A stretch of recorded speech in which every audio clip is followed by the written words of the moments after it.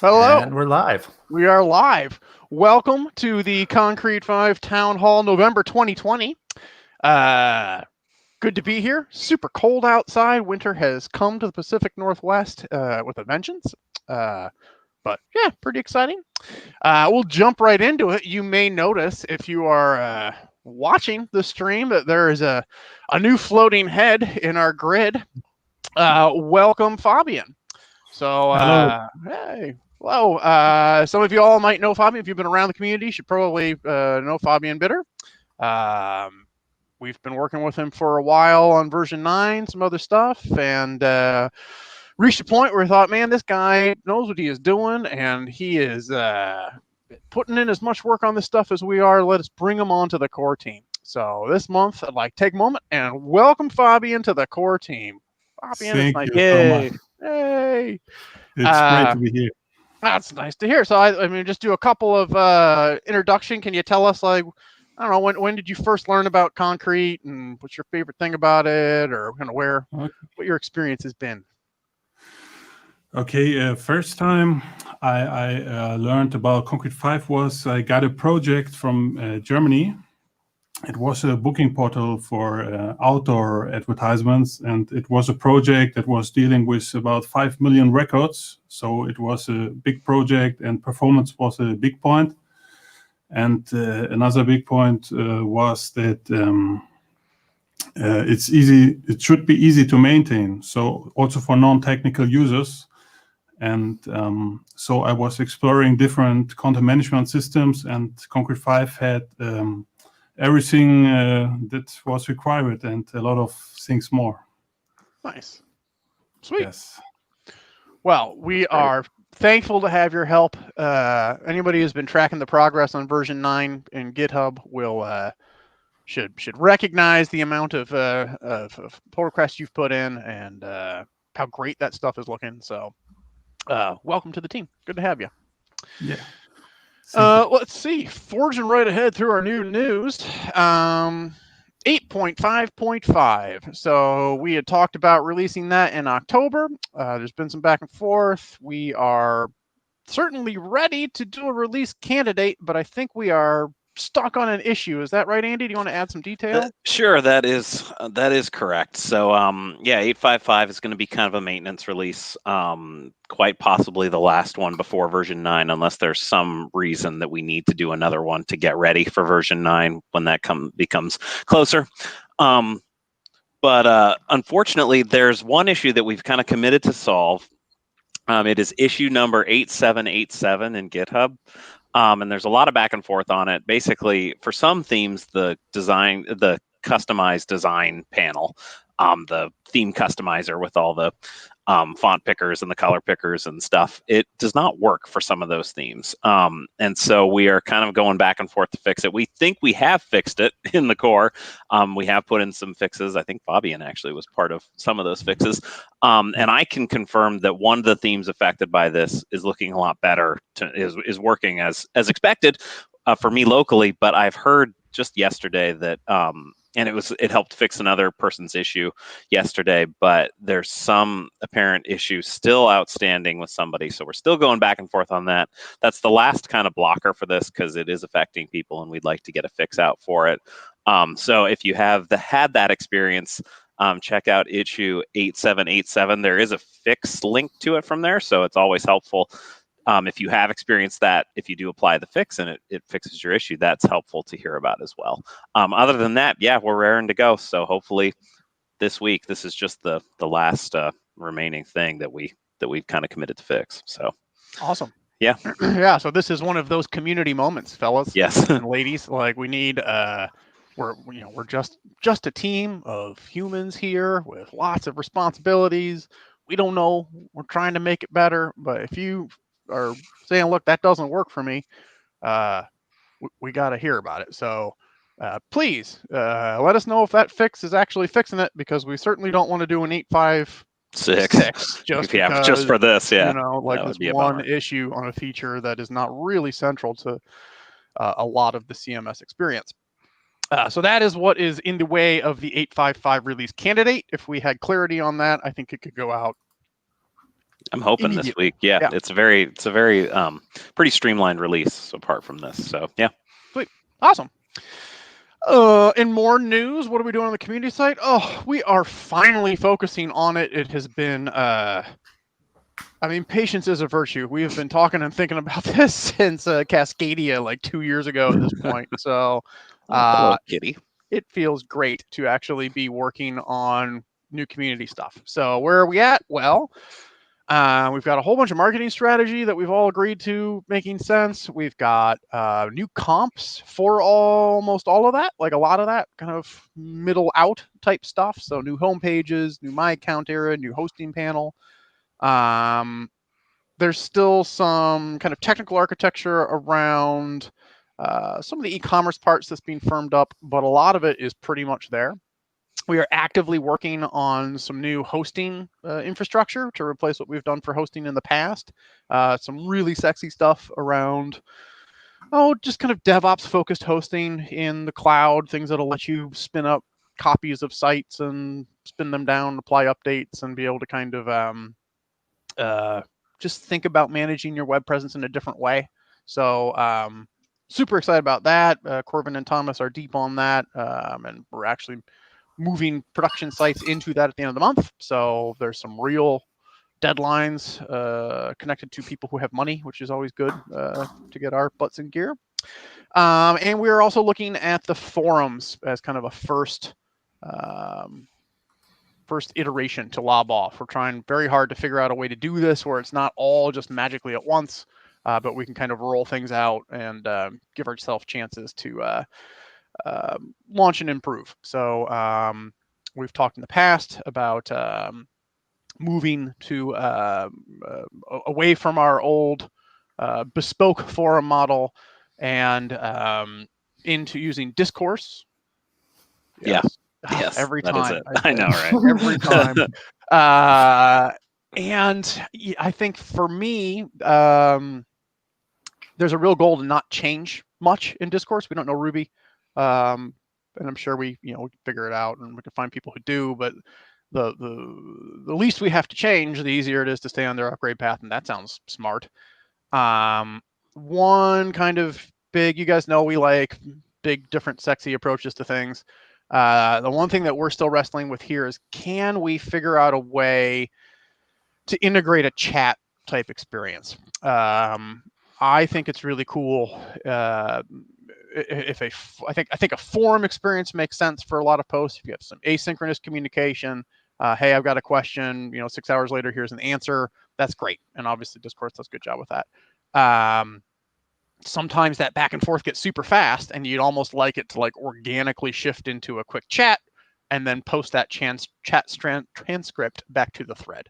And so, man, if there was a way that we could pull that off, that would be worth some custom tinkering. So we're exploring that, but I would expect to see that as the next visible output of our work towards a new community. All right, that's what I know on that. I think it's time to move into the thank yous of the of this session. The Karma machine I don't have up. Let me bring the Karma machine up real quick. I'll do it while I talk. If you don't know, we have tried to gamify the experience of working on an open source project. So when you do things on concrete5.org, you will get points. Those points add up, and over time, we have kind of karma winners. Every week, we run the karma machine. If I could find my window to share my screen, here we go. Share the screen. This is the one I want to share. Corbin, fire me up. Here we go. So the karma machine has won, and this week, John the Fish has won a copy of Buttons Factory Pro for helping people. You're going to be churning out buttons like you're on a factory, John. So that's pretty cool. Theana27 won a copy of Touch Gallery 3 for promoting the project. We've got referral links. So it sounds like she sent a bunch of traffic our way. That's great. And M. Enkele Noor won a copy of the Domain Mapper for doing work. So thank you to those lucky winners, and thank you to everybody else. You can see people are already showing back up and adding more points to the machine. So awesome. Thank you. Appreciate that. Appreciate everybody helping one another in the community. And as we were just talking about before, we're doing our darndest to make that community better so it's easier for people to help more. Andy, you got any GitHub action you want to talk about? Yeah, I do. We've accepted some. We've had a ton of work done on version 9 over the last month, and it's as well as some 8.5 8.5 pull requests. I want to give special shout out to Biplob and Hishi, because they have been doing a lot of work in the develop branch with a lot of performance improvements to the core. Just it's clear that Hishi did a pass recently on just trying to optimize database queries and stick things in the cache that hadn't been in the cache, which is the thing that we definitely do from time to time. But then we add new code and we don't optimize before we kind of get that stuff working, and so it's definitely helps to take a pass on that frequently. And he is his issues come in with the fixes, but also with the new relic graphs showing the difference in queries from one to the next. And yeah, it's really nice. And so really great work, guys.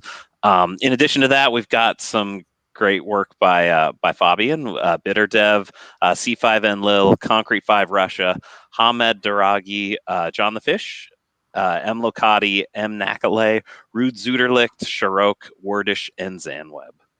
Nice. Thank you, all those folks. It looks like, amusingly, we're also thanking ourselves in documentation. Good job, Jessica Dunbar, for adding more documentation. We're doing great. But that is cool. It's another core team member in a different part of the world who's helping from Florida. Awesome. Well, thanks for all those contributions. It's, as we say every month, really cool to be part of something that is bigger than just us. We really appreciate it. Moving right along into what is going to be kind of a combined showcase and show and tell today. But not that long. So if you have questions, you guys should be asking them, because this is going to be a short and sweet town hall this week, I think, in comparison to some of the other ones at least. But yeah, let's share my screen here, Corbin, if we're not already. This project came to us from Omer Smith, who is building a product called Indigo Travel. I'll scroll up. What it is a platform for managing a tour company. So probably tough times to run a tour company. So it's challenging. COVID-19 travel update right up there up top. But nonetheless, a pretty cool platform. So what they're doing is they've made a machine to build sites like this, right? So you want to take a quality boat trip? Sure. Lisa likes taking quality boat trips. These people do. You can take a boat trip. So why travel with us? It's you can book your tours. You set different tours up. You got your standard about section. You got kind of group discounts. So a lot of these tour companies exist. I know when my family was traveling back when there was a society to travel within, we would always do this stuff. This is especially if you have kids. Like taking a tour through a museum is like night and day from just doing it on your own. There's lots of places that we would find where it's actually a student giving the tour, right? So if you want to go see the Louvre, you're a lot better off with an art student teaching your kids, like, hey, this is cool and that's cool. You can kind of wander along behind, and your kids actually care because it's not you that is telling them stuff that's interesting. It's someone else. So tour group type stuff. Tour groups all have similar types of problems, right? They need to have these, need to do booking, they fill up, they probably want to do discounts as they get close to when it needs to be booked or not happen, so same set of problems. And so what they've done is they've built this kind of SaaS platform for tour companies. They call it Indigo. And much like we really like out of these case studies, working on a case study with these guys, they're showing you some of the back end here. So you can see it feels like a concrete site, right? Because it's all built with concrete. So you can see it manages your bookings. You can, as an admin, you can search and refund and deal with all those. You've got different templates for the different tour type websites. Custom interfaces for adding and managing all that. Looks like they've kind of templated out some of those pages, which makes a lot of sense, right? Like sometimes in context editing is delightful. I would imagine for like your about section and contact us and all that kind of stuff, just plopping someone in edit mode makes a lot of sense. But when you're going to add a new tour, well, that's a lot of strongly typed data. So you can see here we are, where's the start city, what's the end city, number of sections, blah, blah, blah. You kind of build this thing out, basically making a database architecture out of it. Search all of your tours. System statistics goes on and on. We're only halfway down the page. I'm just scrolling like there's no tomorrow. There's reviews. They've really thought this through and have found a few different clients with similar needs and are building a product that is better than the sum of those parts. They'll even send you a text message from this thing around certain events, right? If like, like managing the tour itself, like, hey, we're supposed to meet outside this museum, but it's raining, so we're meeting there. They can send a text message to all the people who have signed up. So it is a fully featured software product. You can do billing. They even have some stuff coming together, I think, around kind of cross promotion. So if you are a tour company, you don't really necessarily compete with other tour companies. Certainly in different cities, you don't compete at all, right? Like as someone who enjoys tours, I would take one in San Francisco. I would take one in Portland. We've taken tours in Portland. I live in Portland. I'll still take a tour in Portland. If someone talked to me about cool stuff. We took a tour with the kiddos of street art in Portland, and they ended up like giving us spray paint cans and letting us tag a wall in a parking garage downtown. It was fun. That's cool. Yeah, mostly legal. Just blew up their spot. The police are coming. It's cool. I don't think Hubert's tag is there anymore, but she was really into it, which is pretty fun. So, anyways, obviously, there's like a big opportunity for cross promotion there, right? Like, since I've clearly will spend money on tours, like, well, I took the street art tour. What about the food cart tour, right? So, it's a pretty decent opportunity for these companies to have separate identities, but still kind of share customer base. And so these guys have figured that out, and they're working on ways to do that. Prints out tickets. Like, this is a full-on solution. It's QuickBooks for tour companies, if you will, plus the marketing side. So pretty cool. Built by Indigo. Check it out. Based in the UK. Omar Smith. Good stuff. Thanks for reaching out. We're going to keep writing this up and turn it into a case study somewhere in here. One of these guys, probably business, I guess, because this is the kind of thing that you can do with concrete. Like, it's a great tool for building a quick marketing site. That certainly is well within our wheelhouse. But if you've got a team of people who are working on complicated business problems like running tours, concrete is a good building material to build that type of website as well. So very cool. Nice. Yeah, that's really cool. Yeah, that's cool. It's like a company as a service. It's neat. Yeah, I like it. Yeah, it was always very much in our model of, before we went open source, we were building backends for startups that did lots of stuff. So it's interesting to see. Like, on the one hand, we're doing making sure that we can solve problems like that. On the other hand, 855 is not being released because we haven't figured out why the color picker on the theme customizer is not upgrading properly. So it's a wide swath of features and functionality. That is what we've got for Town Hall. Are there any questions that we can answer? We did get one more from John the Fish asking about the V9 release and what that means for the docs. He's curious if the docs will get the V8 docs will get consumed by the V9 docs, and if those will just go away, or if we're planning to do a split between the docs like we did with Legacy and Modern.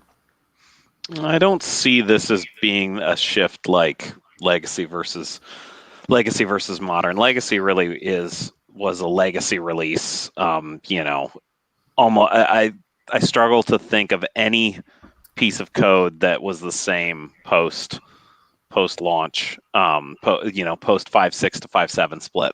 We didn't do and version 8 was a pretty big shift from 5.7, and we didn't do a version 8 versus version 5.7 doc split. So I don't think we'd do a version 9 to version 8. So I think legacy documentation sticks around and is mothballed, but is still available in some kind of read-only fashion for those people still out on 5.6 sites. And then otherwise, we just forge ahead with version 9. We have talked about doing kind of version-specific content elements in the docs, or version specific ways to kind of swap parts of a page out, because version 9 doesn't really change architecture in a meaningful way, but it does change user experience. So we're going to either have to swap out a bunch of screenshots to just be version 9, and then anyone on 8 is going to be like, this doesn't look like what I have. Or we're going to have some kind of like, hey, this is different in version 9. So I'm thinking like the file picker has a pretty different user experience than it does in 8. So we will figure out a way to do that without just copying everything and having to manage 3 documentation trees entirely. Seems needlessly painful. Yeah.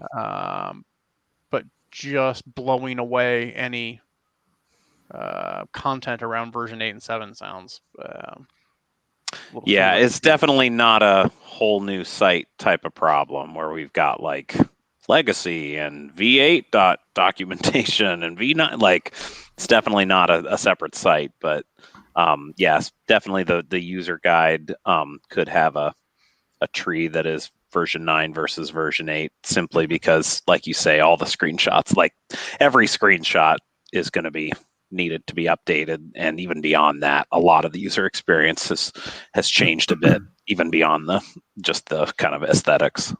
We've also been wrestling with trying to bring more of the internationalization and translation stuff into what we do.